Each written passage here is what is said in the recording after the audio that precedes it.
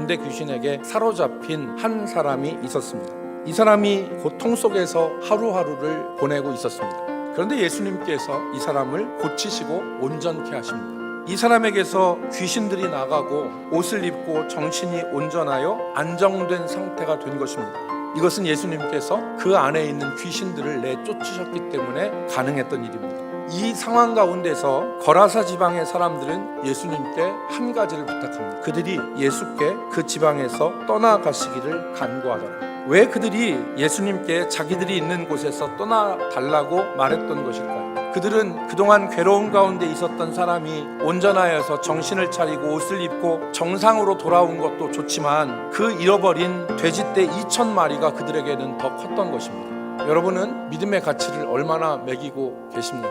성경은 믿음에 대해서 어떤 가치를 말하고 있느냐? 첫 번째로 성경은 믿음이 하나님과의 관계에 있어서 없어서는 안 될 필수적인 것임을 말씀합니다. 믿음이 없이는 하나님을 기쁘시게 하지 못하나니 하나님께 나아가는 자는 반드시 그가 계신 것과 그가 자기를 찾는 자들에게 상 주시는 이심을 믿어야 할지니 그랬습니다. 두 번째, 믿음은 구원에 있어서 통로와 같은 것이다. 너희는 그 은혜에 의하여 믿음으로 말미암아 구원을 받았으니 이것은 너희에게서 난 것이 아니요 하나님의 선물이라고 그랬습니다.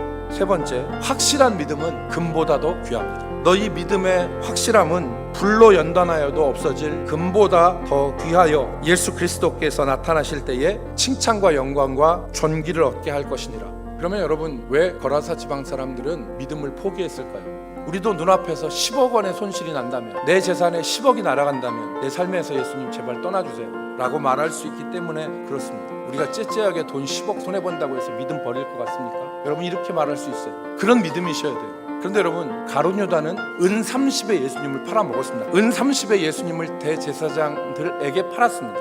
성경에 보면 믿음의 장래성에 대해서 알지 못하고 땅을 치고 후회한 사람이 있습니다. 바로 에서입니다. 에서는 믿음 안에 있는 장자의 가치, 그걸 몰랐습니다. 그런데 야곱은 이 가치를 알았죠. 그래서 장자의 명부, 장자의 권리를 사모했던 것이죠. 에서는 믿음의 땅 아래 매장되어 있는 엄청난 보화를 보지 못하고 그것을 팥죽 한 그릇에 팔아버렸던 것입니다.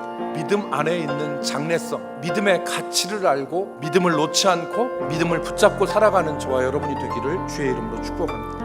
오늘 본문 말씀에 보면은 믿음으로 산 한 사람을 발견할 수 있는데 그 사람이 바로 귀신 들렸던 사람입니다. 예수님은 사람들의 요청대로 그 지방에서 떠나기 위해서 배에 오르셨습니다. 그때 귀신 들렸던 사람이 예수님과 함께 배를 타고 예수님을 따를 것을 요청했습니다. 그런데 예수님의 대답은 노였습니다. 거절은 기쁜 일이 아닙니다.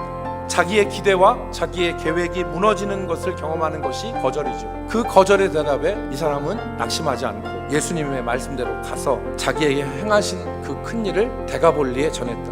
바른 믿음은 눈앞의 손해나 이익에 의해서 예수님을 외면하거나 부인하는 것이 아니라 손해가 있고 자기의 뜻대로 되지 않아도 예수님의 말씀대로 사는 것이 참된 믿음이다. 우리 대전남북교회 모든 성도들이 이 믿음의 가치를 알기를 소원합니다. 소련이 알래스카를 미국에 헐값에 팔아넘긴 이후 30년 만에 그 얼음 땅에서는 금광이 발견됐습니다. 믿음이 없이는 하나님을 기쁘시게 하지 못하고 믿음이 없이는 하나님의 은혜를 받지 못하고 확실한 믿음은 금보다도 귀한 것을 오늘 우리가 붙잡기를 바랍니다. 우리가 믿음으로 끝까지 살아가는 저와 여러분이 되기를 주의 이름으로 축복합니다.